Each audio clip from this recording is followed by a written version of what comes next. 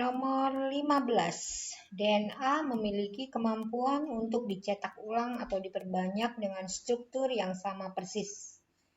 Peristiwa ini disebut dengan replikasi. Model yang benar untuk peristiwa replikasi DNA adalah titik-titik. Oke, replikasi DNA itu ada 3 model ya, yaitu yang pertama adalah konservatif, yang kedua adalah semi konservatif, dan yang ketiga adalah dispersif. Ya, nah kalau ditanya model yang benar, ya, maka saya akan memilih jawaban semi konservatif, ya, karena ini sudah dibuktikan oleh Meselon dan Stahl, ya. Oke, nah bagaimana cara replikasi DNA model semi konservatif, yaitu rantai DNA yang ada 2 itu, yaitu helix ganda tadi. Yang pertama dia akan terpisah dulu, 2 rantai itu akan terpisah, ya. Kemudian nanti setiap rantai itu akan menjadi pola cetakan bagi rantai yang baru. Jadi nanti hasil akhirnya terdapat dua DNA, di mana satu DNA tersebut nanti dia akan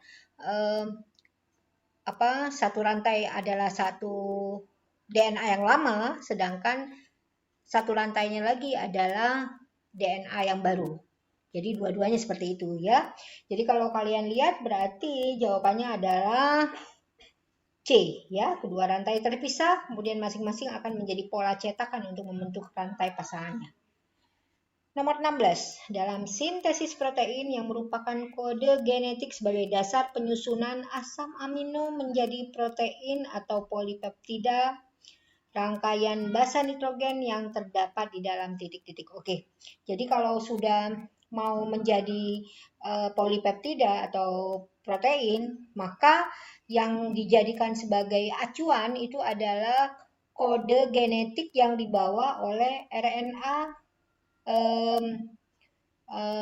duta atau RNA-M ya, messenger. Oke, itulah kode genetik yang merupakan mol atau cetakan untuk membentuk polipeptida atau asam amino. Ya. 17. Replikasi DNA terjadi pada tahap titik-titik. Oke, jadi pada saat pembelahan sel itu ada 2 tahap yang harus dilalui secara garis besar, yaitu tahap interfase dan tahap mitotik ya. Nah, pada tahap interfase inilah terjadi yang namanya replikasi atau sintesis DNA. Jadi nomor 17 jawabannya adalah A ya. Ini kalian bisa lihat di video saya tentang pembelahan sel ya, itu ada terdapat 7 video tentang pembelahan sel, lengkap semuanya ya. Oke, nomor 18. Berikut merupakan ciri struktur DNA kecuali. Oke, ini persis sama dengan nomor 9, saya sudah jelaskan ya. Jadi ini paling gampang, yaitu jawabannya adalah D. Kenapa? Ini kecualinya ya, jadi yang salahnya. Kenapa? Karena basa pirimidin pada DNA itu terdiri dari sitosin dan timin, bukan urasil. Urasil terdapat pada RNA ya. Jadi jawaban nomor 18 adalah D. 19. Model replikasi DNA yang paling mungkin terjadi. Ini saya sudah jelaskan di nomor 15 ya. Yang paling benar atau yang paling mungkin terjadi dan sudah dibuktikan oleh para ahli itu adalah model semi konservatif ya. Jadi jawabannya adalah B. Kemudian nomor 20 ada 20 macam asam amino yang akan diatur sintesisnya dengan 4 macam basa nitrogen. Cara membentuk kode urutan basa nitrogen yang memungkinkan untuk membentuk ke-20 asam amino tersebut itu adalah titik-titik. Oke, ya. Jadi ini jawabannya adalah pastinya triplet ya. C adalah triplet. Kenapa? Karena dari triplet berarti ada 3 huruf yang merupakan kode genetiknya ya. Jadi kalau dari 3 huruf dari 4 huruf basa nitrogen yang ada, terus kita ambil ya 3 huruf, maka akan terdapat kemungkinan 64 asam amino ya. Itu kalian bisa pelajari dalam materi peluang ya, dalam matematika. Oke. Nah, padahal asam amino cuma ada 20. Jadi terdapat lebih dari satu triplet itu mengkode suatu asam amino tertentu ya. Nomor 21 dalam sintesis fungsi RNA duta atau RNA-M ya, messenger itu adalah titik-titik. Nah, RNA duta ini adalah RNA yang dibentuk dari DNA ya. Jadi fungsinya nanti dianya dalam proses sintesis protein adalah untuk sebagai template untuk membentuk protein atau polipeptida ya. Jadi nomor A dikatakan menjadi template pada waktu sintesis RNA. Itu harusnya bukan sintesis RNA ya, tapi sintesis protein atau polipeptida. Ya. Kemudian B mengandung triplet codon. Benar sekali karena RNA duta mengandung triplet codon. Dan C mengarahkan sintesis protein. Betul sekali ya. Jadi jawaban nomor 21 itu adalah benar semua, D. Ya. Oke, nomor 22. Dalam sintesis protein dikenal tahapan translasi. Yang dimaksud dengan translasi. Oke, jadi dalam tahapan sintesis protein itu ada dua, yaitu tahap pertama adalah transkripsi. Transkripsi itu adalah membentuk RNA duta dari DNA. Ya, kemudian translasi. Translasi itu adalah membentuk polipeptida dari triplet codon yang dibawa oleh RNA duta. Ya, jadi jawaban di sini adalah jawabannya adalah E, yaitu RNA transfer membawa asam amino dari sitoplasma ke ribosom, nanti disesuaikan dengan triplet codon yang dibawa oleh RNA duta. Jadi RNA transfer hanya membawa polipeptida, pesanannya itu berasal dari triplet codon yang dibawa oleh RNA duta.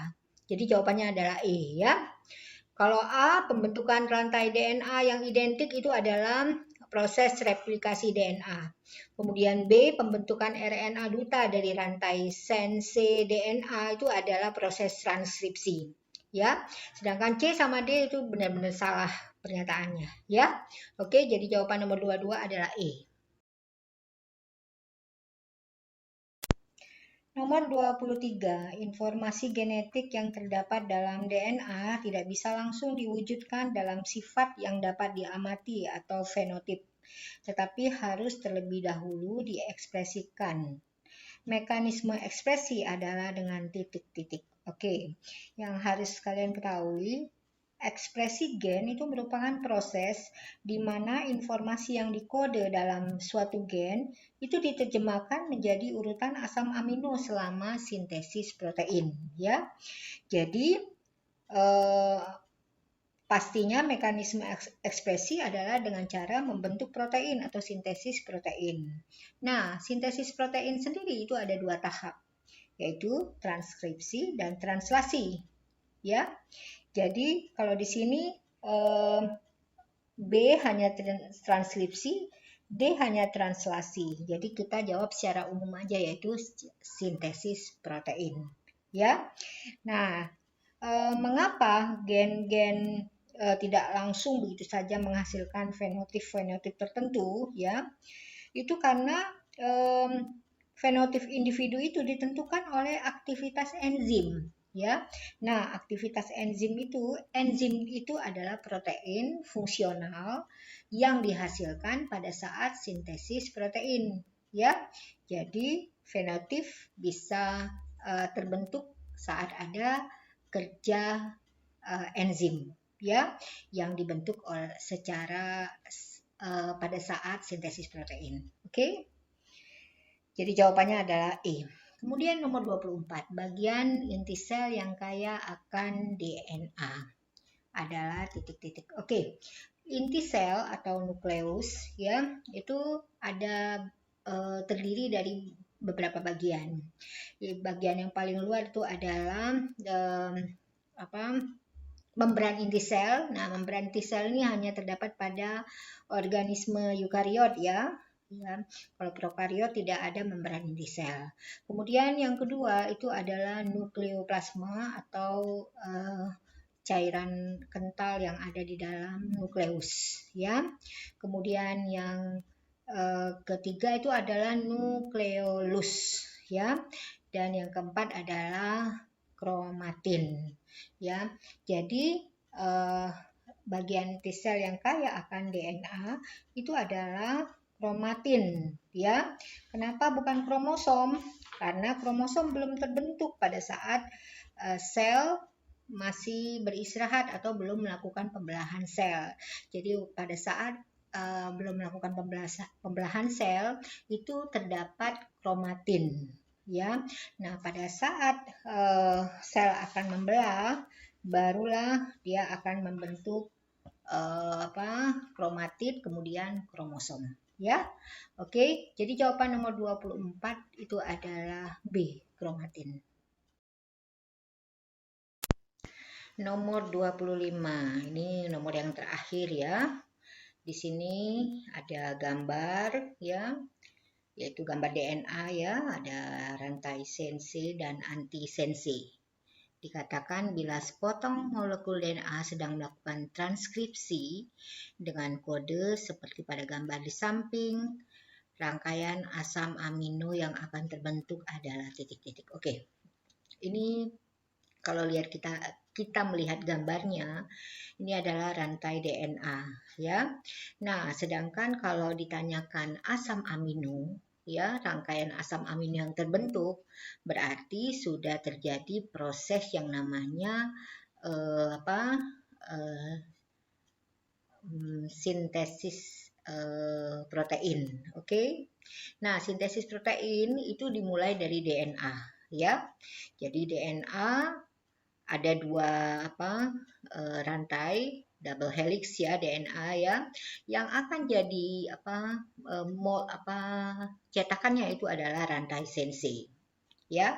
Oke, jadi harus ingat ini kalian ya. Nah, kemudian rantai sense ini nanti akan membentuk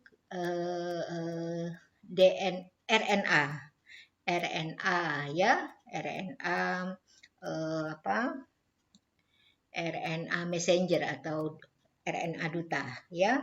Nah, RNA duta inilah yang nanti membawa triplet yang namanya kodon untuk sebagai cetakan pesanan asam amino yang akan dibentuk. Jadi kalian ingatnya seperti itu ya. Oke. Nah, kalau lihat gambar DNA seperti ini gampang sekali kalian untuk melihat membentuk RNA ya, RNA duta ya. Kalian lihat aja antisensenya ya. Nah, kalau lihat antisensenya kan kalian udah tahu pasangan dari sitosin itu adalah guanin, pasangan adenin itu adalah urasil ya. Jadi RNA nggak ada timin ya. Jadi kalau kalian lihat rantai antisensenya itu adalah pasangan dari sense ya. Oke. Nah, tapi untuk rantai RNA yang terbentuk tidak ada timin. Jadi kalian lihat antisense, ubah timinnya menjadi urasil. Karena di RNA yang ada adalah basa urasil ya. Jadi kalian lihat antisensenya CAT mulai ya, kita lihat ya CAT, maka T-nya ganti jadi U, jadi CAU. Oke. Kemudian GTT berubah menjadi GUU. Gampang ya. Kemudian CCA tidak berubah karena tidak ada timin. Ya, tetap CCA. Ya. Kemudian TGA berubah jadi UGA. T-nya aja dirubah menjadi U, ya. Kenapa seperti ini? Karena ini udah pasangannya. Jadi sense sama antisense itu adalah pasangannya. Tapi kita harus merubah T menjadi U karena di rantai RNA tidak terdapat T, timin, ya, yang ada urasil. Jadi kita dapatkan tadi adalah CAU, GUU, CCA, UGA, ya. Jadi gampang kan? Nah, kita lihat aja CAU apa? CAU itu adalah kode CAU itu adalah asam aminonya C. Yang C cuma ada pilihan C sama E. Jadi kita tinggal lihat itu aja, ya. Kemudian yang kedua itu adalah GUU. GUU itu adalah A. Oke, C sama E juga A dua-duanya ya. Kita lihat pilihan ketiga jadi ya, yaitu CCA. CCA itu adalah F. Oke, berarti jawabannya adalah E. Gampang ya? Oke, itu saja soal mengenai substansi genetika. Mudah-mudahan berguna untuk kalian ya.